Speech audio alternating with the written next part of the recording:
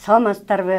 Политклиника медиасынын сереп берүүсүн баштайбыз. Экономикалык амнистия деген теманын айланасында сөз козгойбуз. Бизде мейманда экономика министринин мурдагы орун басары Элдар Абакиров. Жакында президенттин милдетин аткаруучу премьер-министр Садыр Жапаров 21 октябрда экономикалык амнистия тууралуу сөз кылды. Сиз ошол экономикалык амнистияны кандай комментарийлейт элеңиз? Коррупция аркылуу тапкан акчалар бул негизи кылмышкерлик да. То есть аларды негизи амнистия боюнча бизде буга чейин деле Кыргызстанда 2 жолу ошо легализация деген болгон. Бул деле ошо экономикалык амнистия, легализация бул бир эле маанини камтыйт. Ошол кезде жыйынтык ойдогудай деле жакшы болгон эмес. Бир 10% салыгын төлөйсүңөр, анан кандайдыр бир оокатыңарды ачыкка чыгаргыла, декларациядан көрсөтө баштагыла деген сөздөр болгон. Экинчисинде даже 1% менен эле салык төлөсөңөр, ошо оокатыңарды көрсөтсөңөр болот дегенде, мен толук эсимде жок, бир 400 миллион сом тегерегинде акча бюджетке түшсө керек эле да. Ошол мыйзамда бизде жазылган коррупцияга тиешелүү кирешелер, коррупция бул ошол баңгизаттан тапкан акча болушу мүмкүн. Булар негизи амнистияга кирбейт депчи. Анткени ал уголовный кодекс деп коет, ал такыр башка. Көмүскөдө кайсы бир ишкерлер ишин кылып атса, Кыргызстанда 1 миллионго жакын мигрант бар. Мигранттан сырттан акчасын табат. 2 миллиардтан 3 миллиард долларга чейин акча жөнөтөт. Булар ошол Россиябы, Казакстанбы, Корея, Турция, Америка кайсы жерде оокат кылса, ошол жерден акчасын таап, салыгын толугу менен төлөп койгон да. Анан Кыргызстанда бир нерсе сатып алышкан. Демек, эмне себептен булар амнистия кылыш керек деген суроо. Анткени булар кирешени таап, салыгы төлөнгөн сырттан. Эгер жана коррупциядан тапкан акча жөнүндө сөз болсо, ал башка. Бирок ал негизи эле амнистияга түшпөш керек да, логика боюнчачы. Ошондо мен чынды айтсам, бул экономикалык амнистиянын максатын өзүм деле толук түшүнө элекмин да. Бул 30 күнгө деп жарыяланды. Биринчиден токтом өзү чыга элек. Бирок жана тизмеде жазылып турат. Коррупция аркылуу тапкан акчалар, анан ишкерлердин да акчалары деп турат. Көмүскөдөгү ишкерлердин акчасы, эгер буга чейин салыкты толук төлөбөй келсе деген сөз да.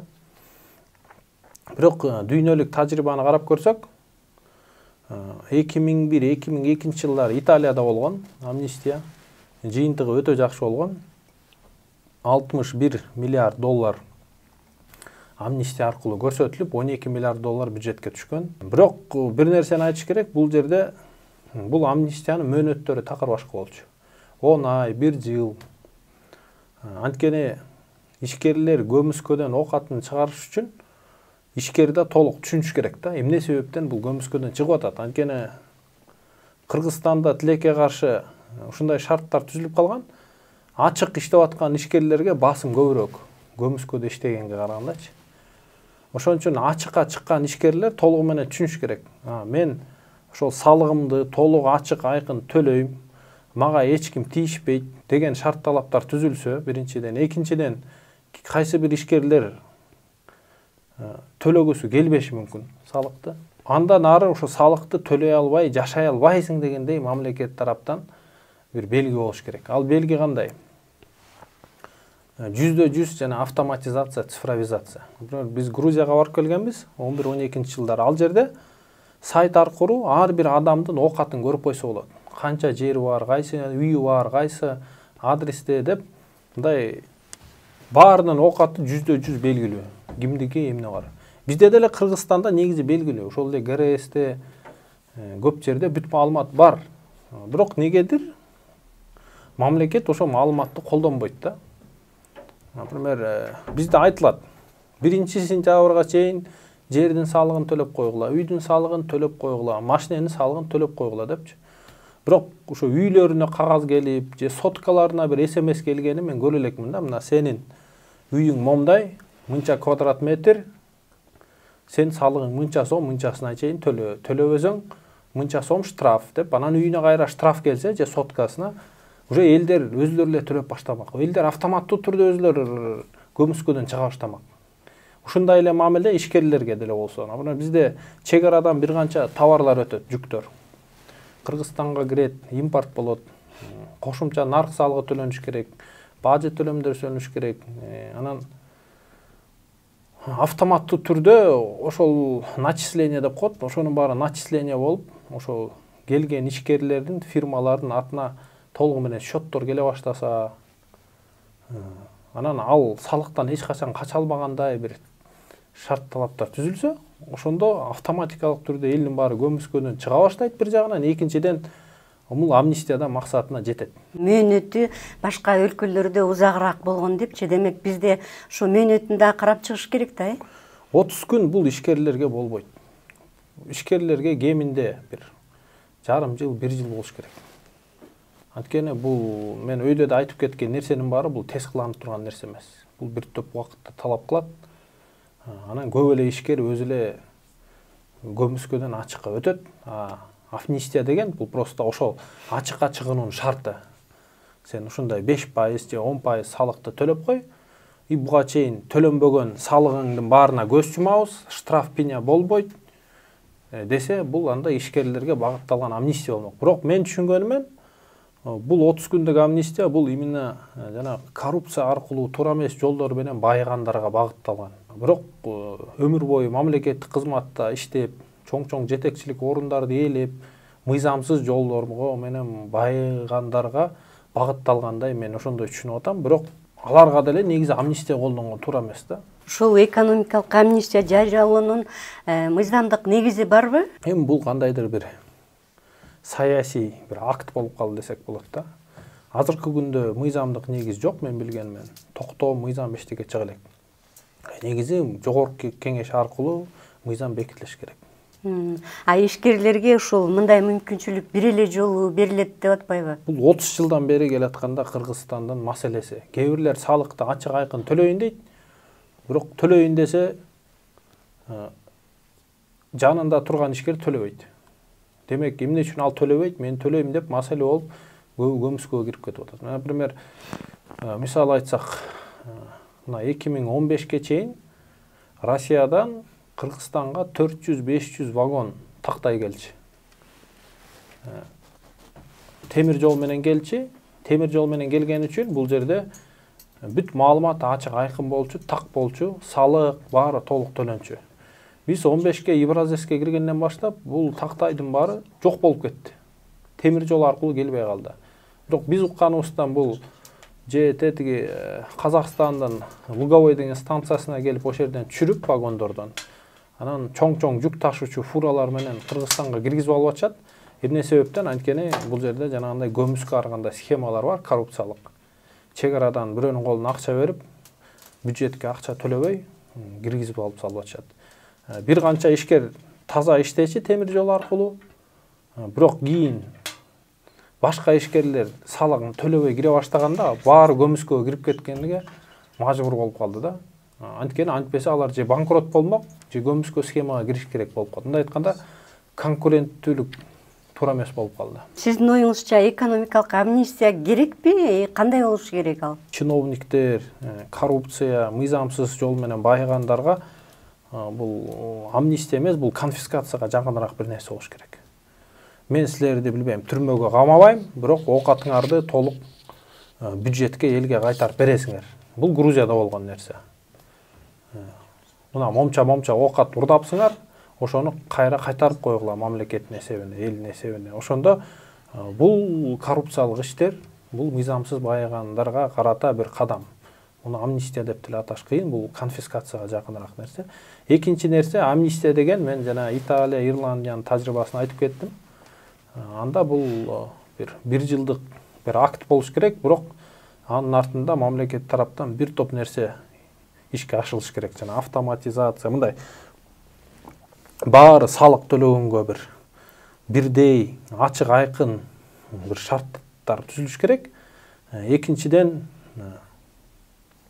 андан кийин баары мындай ишеним пайда болуш керек. Ошо ишкерлерде өкмөттү карай, жетеликчиликти карай, мыйзамдарга карай чоң ишеним пайда болуш керек.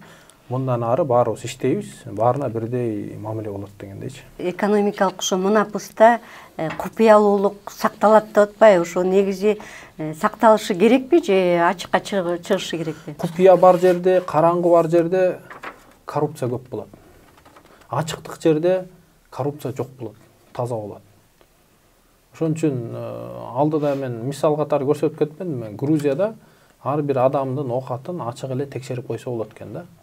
Эми кандайдыр бир анын аты жөнүнө бир коопсуздугуна бир маселе болбогондой кылып, ачык айкын бир эмелер түзүлгөн да.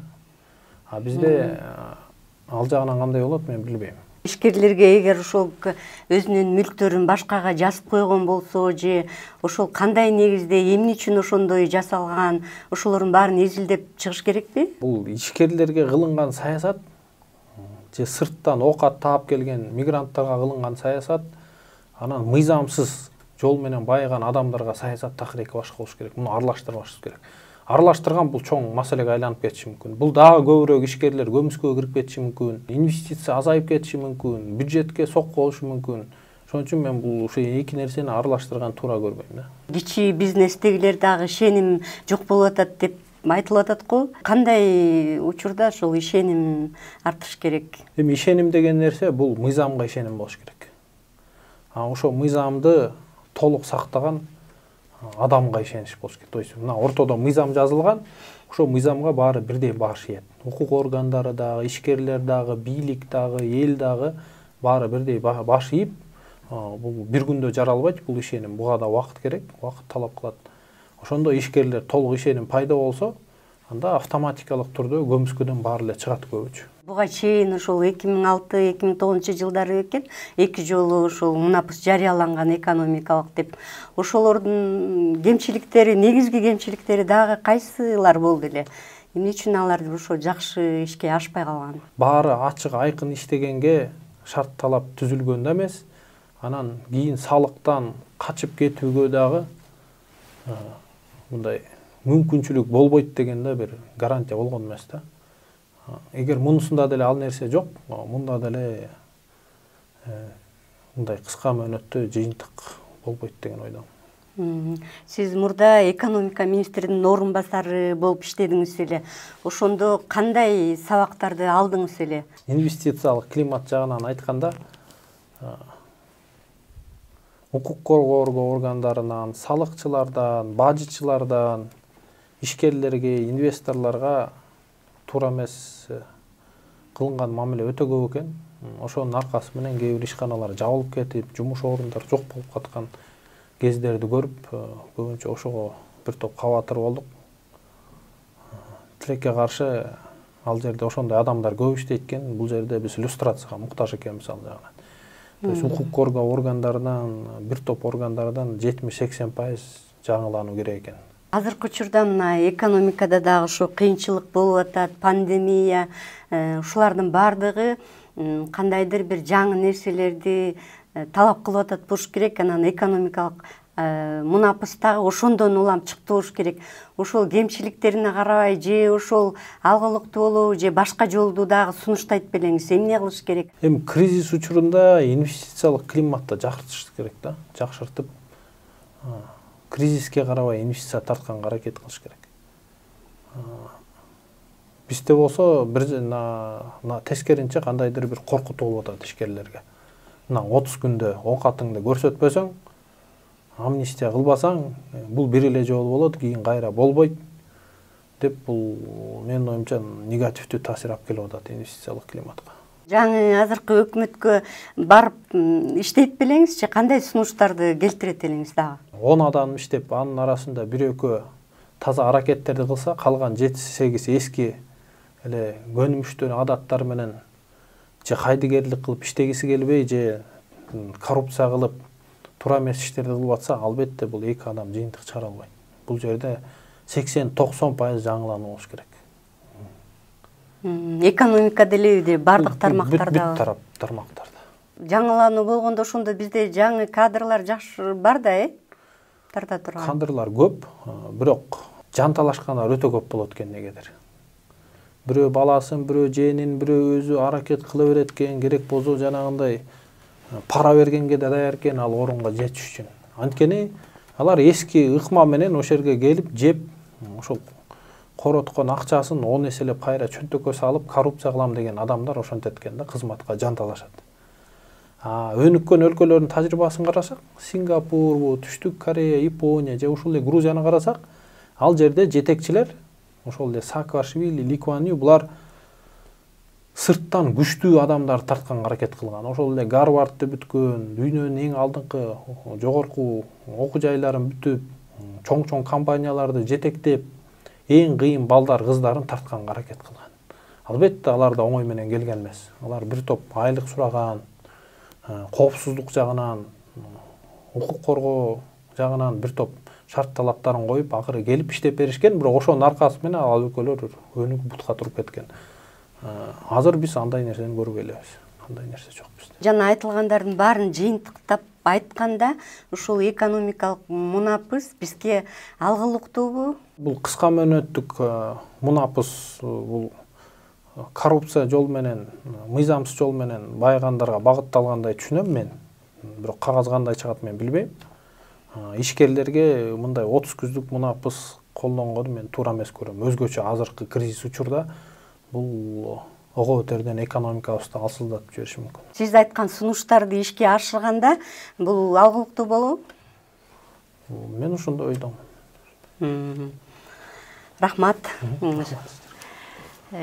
Кымбаттуу Политклиника медиасынын көрөрмандары жана угуучулары, сиздер сереп берүүсүнө күбө болдуңуздар. Экономикалык мунапыс маселесин козгодук. Биздин студияда мейманда экономика министринин мурдагы орун басары Элдар Абакиров болду. Берүүнү мен Айгүл Бакиева алып бардым. Жакшы калыңыздар.